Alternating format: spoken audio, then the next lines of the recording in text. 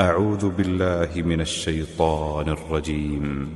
بسم الله الرحمن الرحيم.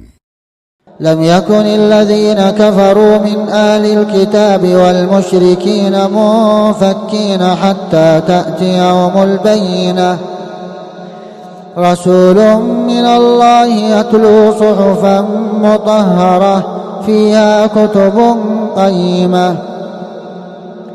وما تفرق الذين أوتوا الكتاب إلا من بعد ما جاءتهم البينة، وما أمروا إلا ليعبدوا الله مخلصين له الدين حنفاء ويقيموا الصلاة ويؤتوا الزكاة وذلك دين القيمة.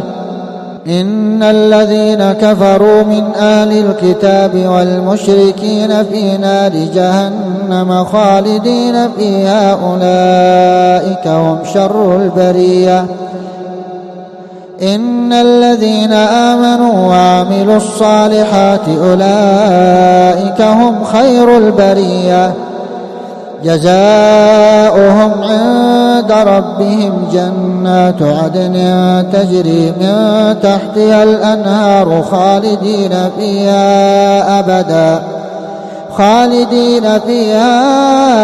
أبدا رضي الله عنهم ورضوا عنه، ذلك لمن خشي ربه.